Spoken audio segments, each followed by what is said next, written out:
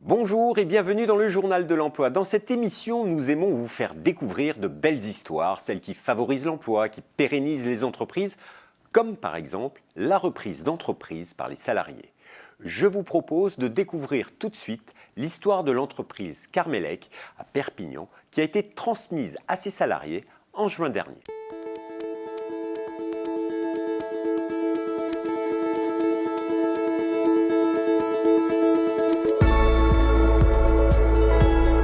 Carmelec a été repris sous forme de scope car c'était une suite logique pour nous. Depuis 3 ans, nous fonctionnons déjà selon un système collaboratif non hiérarchique où chacun est impliqué. Chez Carmelec, nous mettons au point des solutions de mesure en radioprotection.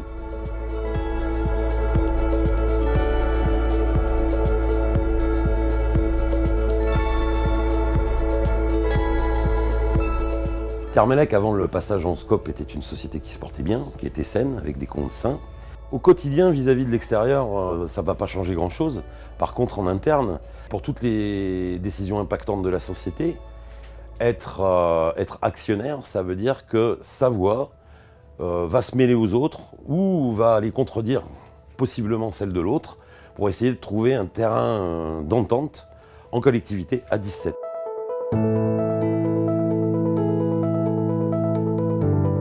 La force de la scope, c'est d'être ancré dans une économie qui est tout à fait réelle. Nous sommes une entreprise innovante, nous bénéficions du crédit impôt recherche. Nous avons aussi noué un partenariat avec le CNRS puisque nous sommes aussi un Labcom et en même temps nous déposons des brevets.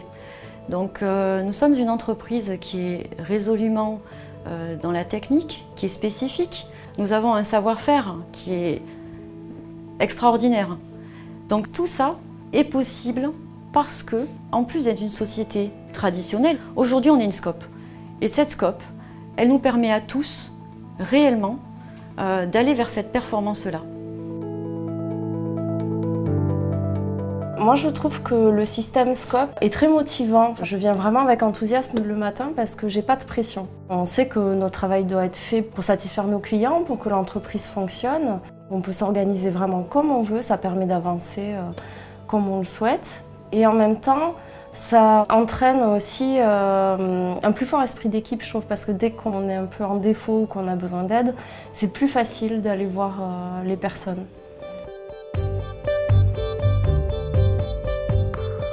Le fait d'être associé dans la scope, ça nous oblige à aller un petit peu au-delà de la relation salarié-employeur, puisque finalement on se retrouve un peu des deux côtés de la barrière.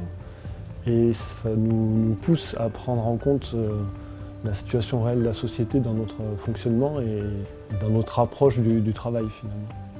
On se pose peut-être un peu plus de questions sur le sens de ce qu'on est amené à réaliser. Et parfois on comprend mieux aussi les enjeux de ce qu'on est amené à réaliser.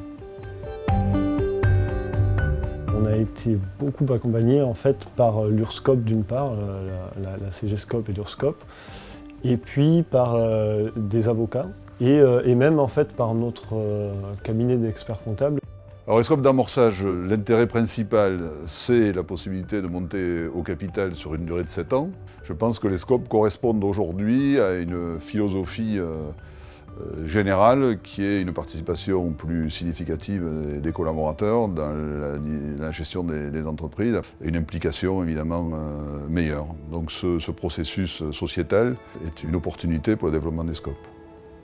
Les scopes en général, à mon avis, sont amenés à se développer parce que c'est dans l'air du temps, le fait d'associer le plus possible les salariés à la performance d'entreprise et que toutes les parties prenantes de la société aient leur mot à dire sur la gestion et sur le partage des profits. Et ensuite, pour ce qui est du cas spécifique des scopes d'amorçage, je pense également que c'est un très bon outil, alors qu'il ne peut pas être mis en place dans tous les dossiers, c'est sûr, mais à partir du moment où il y a une volonté forte du chef d'entreprise d'assurer la transmission à ses salariés, la scope d'amorçage présente un effet de levier énorme. C'est un peu comparable à un schéma de société holding. Être associé, pour moi, c'était très important, car déjà, j'ai toujours rêvé d'être chef d'entreprise. Être chef d'entreprise à plusieurs, c'est énorme, parce qu'on n'a pas peur. C'est construire de manière solide, sans crainte, et ça apporte énormément d'énergie. Ça enlève des barrières, Et ça, c'est quelque chose que je n'avais pas vécu avant. On a le sentiment que tout est réalisable et tout est possible. Reprendre une entreprise en scope, c'est une aventure. C'est aussi l'envie de changer peut-être un petit peu ce monde en lui ramenant des valeurs essentielles et notamment très humaines. C'est une entreprise qui peut être dynamique, inventive, très créative, très économique quelque part, mais en même temps recentrée sur ce qui est essentiel, c'est quand même l'homme.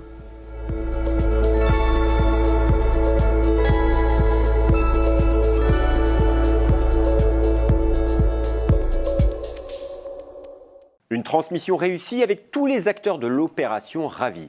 Je pense que ce sujet vous a convaincu sur l'utilité et l'originalité du statut SCOP. Si vous voulez en savoir plus, rendez-vous tout de suite sur www.jetransmetsamesalariés.fr. Et si vous voulez en savoir plus sur les SCOP et avoir l'adresse de toutes les unions régionales, allez sur www.les-scop.coop. C'est tout pour ce journal. On se retrouve bientôt. Au revoir.